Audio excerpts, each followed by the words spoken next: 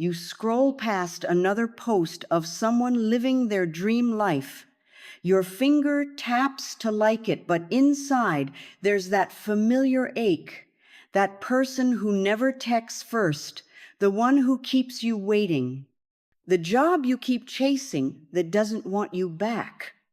We've all been there, running after people and opportunities that keep moving away from us. It's exhausting, isn't it? This constant chase. But what if the answer isn't about running faster? What if it's about healing deeper? The truth about chasing is simple yet profound. When we're wounded, we pursue what feels familiar, even when it hurts. We chase the unavailable because somehow that feels like home. This video cuts through the noise about relationships and success. The connection between your healing and who you stop chasing isn't talked about enough. As your inner wounds begin to close, something shifts. The people who don't choose you stop looking so appealing. The relationships that drain you stop feeling so necessary. The more you heal, the less you chase, because healed people recognize their worth. They understand that anything worth having doesn't require you to compromise your dignity. Stay with me. By the end, you'll see your relationships through entirely new eyes. Chasing shows up in countless ways. It's the triple texting when they haven't responded. It's making yourself available at any hour, rearranging plans whenever they call. It's interpreting minimal effort as interest and overanalyzing every word they say for hidden meaning. Chasing is waiting by the phone, crafting the perfect message, and constantly wondering what more you could do to finally be enough. This pattern extends beyond romantic relationships. We chase friendships with people who barely remember our birthdays. We pursue job opportunities at companies that undervalue our talents. We seek validation from family members who've never quite accepted us as we are. So why do we repeatedly chase people who show us through actions rather than words that they aren't fully invested? The answer lies deeper than simple attraction or compatibility. When someone is emotionally unavailable, they create a gap, a space between what we want and what they're willing to give. This gap triggers something primal in us, especially if we grew up with inconsistent love or attention. Unavailable people offer just enough hope to keep us invested. That occasional text, that rare moment of vulnerability, that fleeting connection, these become powerful rewards in an otherwise empty exchange. Each small win feels magnified against the backdrop of their usual distance. This intermittent reinforcement creates a powerful psychological hook that keeps us coming back for more, even when the overall experience brings more pain than joy. The toll this takes accumulates slowly, then suddenly. Energy drains from other areas of life as thoughts circle endlessly around the person we're chasing. Self-esteem erodes with each unanswered message. Sleep suffers as we replay conversations looking for clues. Friendships fade as we prioritize someone who wouldn't do the same for us. Perhaps most damaging is how chasing distorts our perception. We start believing we must earn love through persistence rather than receiving it freely.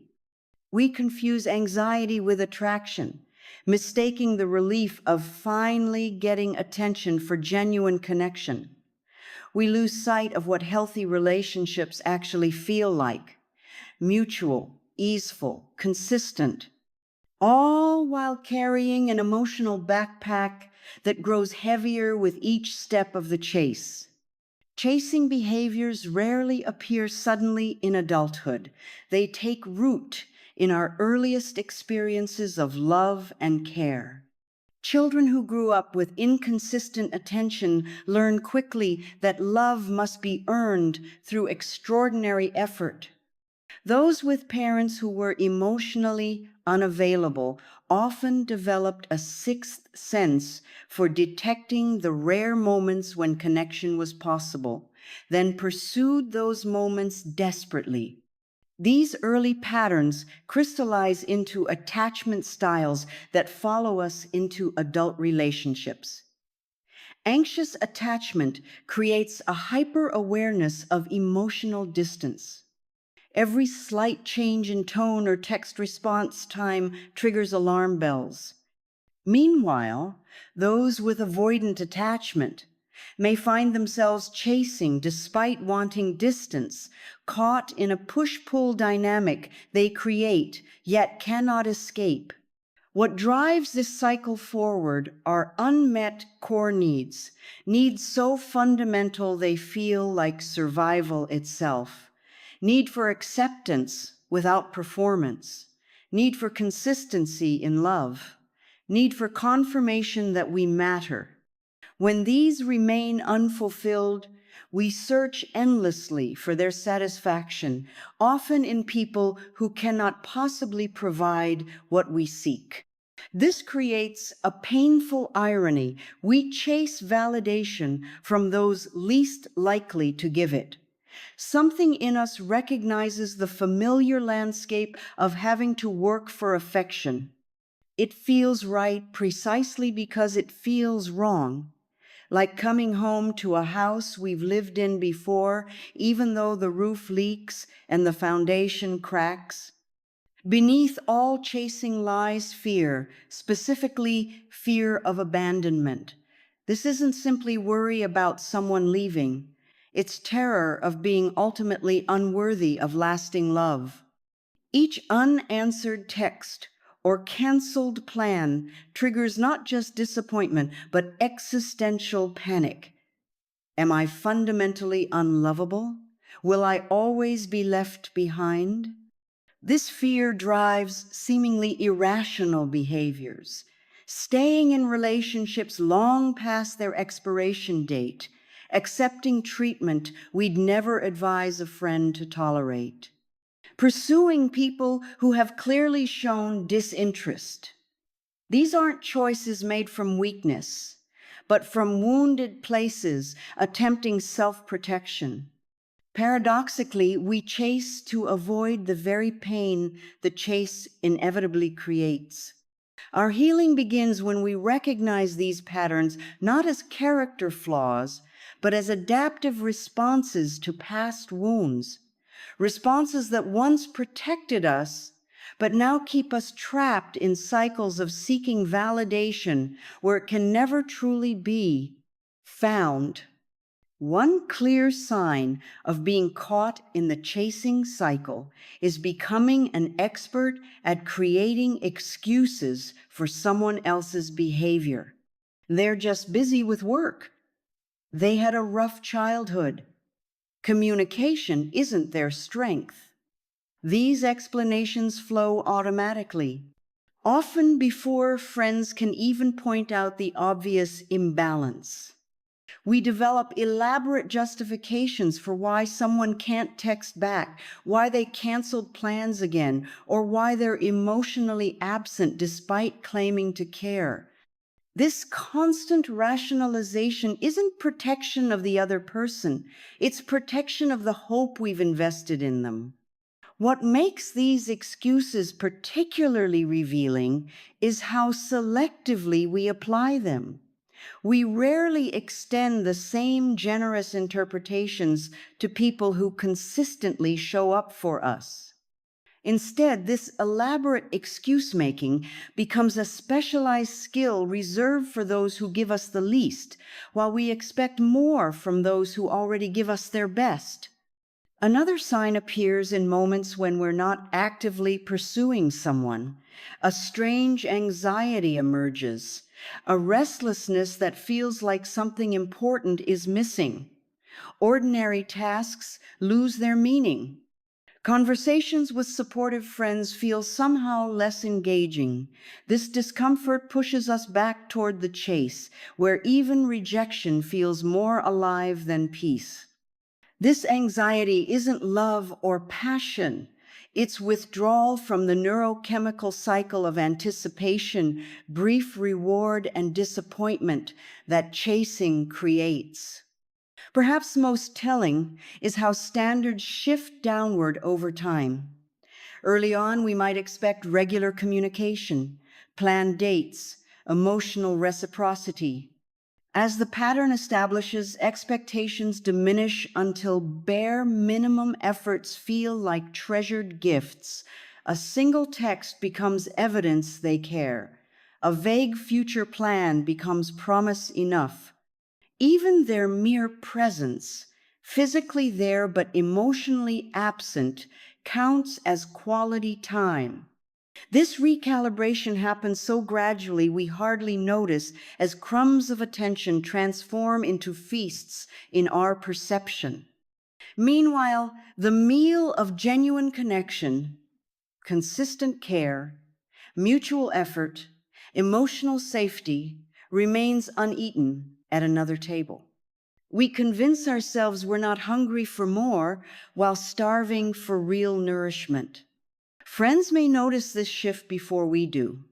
They see how animated we become, describing tiny gestures from someone who offers little, while dismissing significant support from others as expected or unremarkable. Our value system inverts, making the scarce precious, simply because it's rare rather than because it truly sustains us. Healing begins with a radical idea.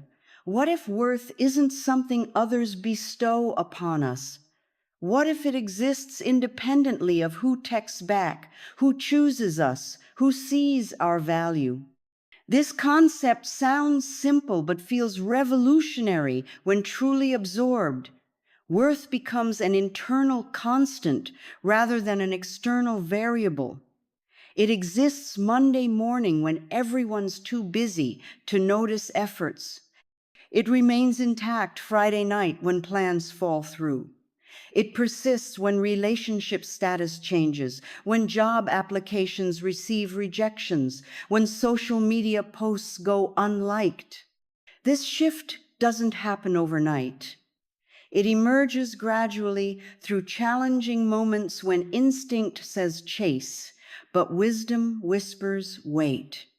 Through deliberate practice of noticing thoughts like, if they really liked me, they would, or I need to make them see my value. Each time these thoughts arise, healing happens in questioning rather than acting on them. Does performing really earn love? Does anyone's perception actually change intrinsic value? Setting boundaries marks another crucial turning point, not just with others, but with ourselves. Drawing lines around what behaviors no longer work creates immediate discomfort. Deciding not to send that follow-up text, declining invitations that come at the last minute, stating needs directly instead of hoping they'll be intuited. Each boundary feels terrifying before it feels empowering. Many discover that setting these limits brings unexpected waves of emotion, grief for relationships that only worked under uneven terms, anger at time invested in one-sided connections, fear that enforcing standards means ending up alone. These feelings don't indicate boundaries are wrong. They signal years of compromised needs finally being acknowledged. This facing of uncomfortable emotions, sitting with them instead of distracting through pursuit of others, becomes its own form of courage. Anxiety without the relief of checking their profile. Loneliness without immediately filling it with someone's partial presence. Rejection without instantly seeking validation elsewhere. These emotions lose power when experienced fully rather than avoided through chasing. Small moments of choosing differently accumulate. Deleting the draft message, resisting the urge to check if they viewed a story, investing energy in connections that already show consistency. Each choice reinforces worth as inherent rather than earned through persistence. Though painful at first, these moments gradually reduce the internal pressure to chase what doesn't freely come toward us. Breaking patterns requires first identifying what we actually need versus what we've been conditioned to accept. This clarity often comes through reflection rather than reaction. Taking time to ask fundamental questions brings surprising answers. What makes me feel secure in relationships? When do I feel valued versus merely tolerated? What qualities consistently appear in connections that energize rather than drain? These aren't abstract exercises, they're practical maps toward healthier attachments. Many discover their true needs are simpler yet deeper than imagined. Not extravagant gestures, but basic reliability. Not constant attention, but genuine presence when together. Not mind reading, but direct communication. Not perfection, but sincere effort to understand and accommodate each other's worlds. These needs feel almost too straightforward to articulate after years of complicating relationships through chasing. Perhaps hardest yet most transformative is learning to sit with discomfort, that urgent pull to text someone who's been silent, that impulse to make oneself available despite repeatedly being treated as an option. That drive to perform or please to receive scraps of validation. Each moment of resisting these impulses brings initial distress followed by gradual liberation. This discomfort has valuable information embedded within it. Anxiety about not chasing reveals how dependent self-worth has become on external validation. Fears of abandonment highlight where inner children still seek healing. Compulsions to check social media expose where attention has been misdirected. Sitting with these feelings without immediately acting transforms them from dictators of behavior into messengers about deeper needs. Saying no emerges naturally from this awareness, not as punishment toward others, but as protection of self. No to inconsistency, no to emotional unavailability masked as mystery. No to relationships where effort flows predominantly in one direction. Each refusal creates space for potential yes to experiences aligned with authentic needs. These boundaries often test relationships built on chasing dynamics. Some connections cannot survive the equilibrium of mutual effort and respect. Others transform when clear standards appear. Either outcome serves growth better than continuing patterns where dignity is compromised for connection. Saying no to what diminishes becomes possible only when we recognize how much energy has been spent pursuing what was never fully offered in the first place. Healing manifests in seemingly small moments that accumulate into fundamental shifts. Morning routines become sacred rather than rushed. Promises made to oneself hold equal weight to commitments made to others. Accomplishments receive internal acknowledgement instead of immediate social sharing seeking approval. Opinions form based on personal values rather than anticipated reception. Decisions consider long-term well-being over immediate comfort. Each of these practices might appear insignificant in isolation, but together rewire how self-worth functions. Physical spaces often transform alongside internal landscape. Environments once neglected receive care and intention. Boundaries around personal time strengthen. Sleep becomes non-negotiable. rather than sacrificed for one more chance at connection. Nutrition shifts from afterthought to priority. Movement follows joy rather than punishment. These changes reflect growing recognition that caring for oneself isn't selfish but essential, the foundation upon which healthy relationships with others can actually build. External validation gradually loses its grip as internal metrics develop. Success definitions expand beyond recognition from authorities or peers. Satisfaction comes from alignment with personal standards rather than surpassing others' expectations. Criticism stings temporarily without demolishing confidence. Compliments feel pleasant without becoming necessary. This shift doesn't mean becoming impervious to feedback, but developing discernment about whose input merits weight and whose reflects more about them than about us. Perhaps most profound is how perception of others transforms through healing. People who once seemed irresistibly appealing in their unavailability begin appearing exactly as they are, inconsistent, uncommitted, or simply not reciprocating interest. Behaviors previously interpreted as mysterious become clearly recognized as immaturity or incompatibility. Red flags once ignored now register immediately, not because of heightened suspicion, but because of heightened clarity about what constitutes respect. This perceptual shift extends to noticing different qualities in potential connections. Consistency becomes more attractive than intensity. Emotional availability outweighs surface charm. Direct communication feels refreshing rather than boring. Mutual effort appears as baseline rather than extraordinary.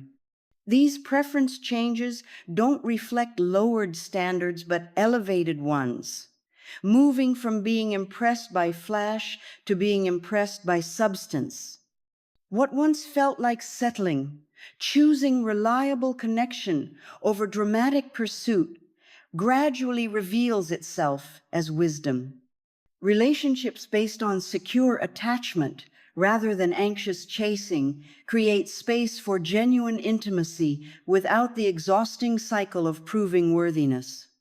Healing doesn't eliminate desire for connection, but transforms how that connection is sought, built, and maintained. Something remarkable happens when chasing ceases. Energy previously poured into pursuit returns home. Days contain more hours. Thoughts flow toward creative projects, personal growth, and meaningful connections already present. Sleep deepens without 2 a.m. anxiety spirals about unanswered messages. Conversations with friends become fully engaging rather than opportunities to mention someone who isn't choosing you.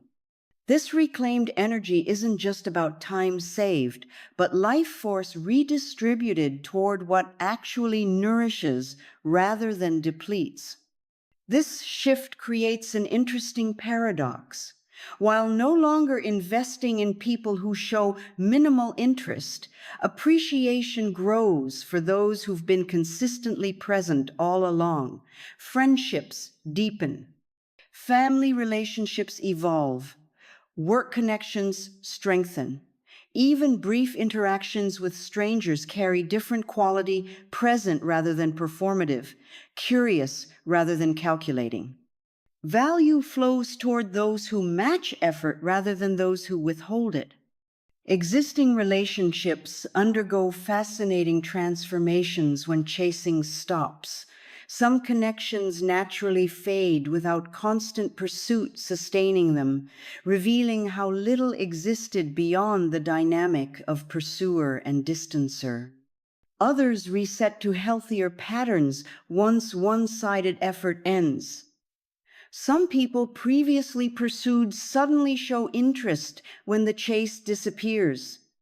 None of these outcomes need dictate next steps. They simply provide information about what was real versus what was created through persistent pursuit. Dating patterns particularly transform. Attraction begins feeling different, calmer, more grounded, based on actual compatibility rather than chemistry often confused with anxiety. Red flags become deal breakers rather than challenges to overcome. Clarity about wants versus needs sharpens. Compatibility in values, communication styles, and life goals takes precedence over intensity or potential. Dating becomes assessment rather than audition. Perhaps most surprising is how different types of people begin appearing in life. People who communicate clearly rather than cryptically. People who suggest specific plans rather than keeping options perpetually open. People comfortable with emotional intimacy rather than those requiring endless pursuit to maintain interest. This isn't magical manifestation, but natural result of changed receptivity, like tuning to different radio frequency and discovering music that was always broadcasting but previously inaudible. These relationships develop differently too. They build gradually through mutual discovery rather than intense beginnings that burn out quickly. They feel grounded rather than addictive. They bring peace alongside passion. They create space for individuality within togetherness. They demonstrate care through consistency rather than drama. Most importantly, they don't require sacrifice of dignity or endless proving of worth to maintain connection. Freedom emerges not as perfect detachment, but as genuine choice, entering relationships from wholeness rather than lack. Connections become additions to an already complete life rather than filling essential gaps. This shift fundamentally changes what relationships provide. They offer enhancement instead of salvation, companionship instead of validation, shared growth instead of personal completion. Interdependence replaces both unhealthy dependence and rigid independence. Two whole people choose each other rather than two incomplete people needing each other. Solitude transforms alongside this internal shift. Time alone becomes genuinely rejuvenating rather than something to be avoided or endured. Activities once saved for social sharing become worthwhile for their inherent value. Dining alone feels peaceful rather than embarrassing. Traveling solo becomes adventure rather than consolation prize. Weekends without plans represent opportunity rather than rejection. This comfort with oneself creates natural boundaries around who receives access to this peaceful space. Decision-making shifts entirely when operating from wholeness. Choices stem from desire rather than fear, abundance rather than scarcity, alignment rather than avoidance. Job opportunities are evaluated based on genuine interest rather than desperate need for validation. Friendships develop through mutual enrichment rather than fear of loneliness. Romantic connections follow curiosity and compatibility rather than anxiety about remaining alone. Each decision comes from centered clarity rather than reactive emotion. Healed people recognize options unavailable to those still caught in chasing cycles. Walking away from promising connections that show signs of imbalance becomes possible. Declining second chances from those who initially failed to appreciate their value feels natural. Maintaining standards, even when it means periods without partnership, becomes sustainable. These choices aren't made from bitterness, but from self-knowledge and respect for how precious time and energy truly are. This healed approach creates ripple effects beyond personal relationships. Work dynamics improve as need for external approval decreases. Creative pursuits flourish when separated from validation seeking. Financial decisions stabilize when not compensating for emotional gaps through spending. Every life domain benefits from this fundamental shift from chasing external solutions to internal wholeness. Perhaps most remarkable is how this freedom extends to others. When no longer needing people to fill specific emotional roles, they can be appreciated exactly as they are. Expectations become realistic rather than idealized. People's limitations trigger compassion rather than disappointment. This acceptance flows not from lowered standards, but from understanding that everyone, including oneself, contains both light and shadow, strength and struggle, perfect imperfection requiring neither chase nor escape. And then one day, without fanfare, you realize you haven't checked your phone in hours, not because you're avoiding, but because your peace is finally enough. You no longer feel the pull to chase, fix, or prove. The silence doesn't sting like it used to. It just feels quiet. And in that quiet, you find yourself again, not the version sculpted by longing, but the one rooted in self-trust. People who once occupied your thoughts for days begin to fade into memory. What replaces them isn't bitterness, but clarity. What grows in their place is spaciousness, room for people who choose you without hesitation, without needing to be convinced. You begin to live not from urgency, but from alignment. And when someone new enters your world, it's not about whether you can keep them. It's about whether they nourish the peace you've worked so hard to create. That's the quiet power of healing. It doesn't shout, but it transforms everything. If this resonated with you, please like this video and subscribe to our channel.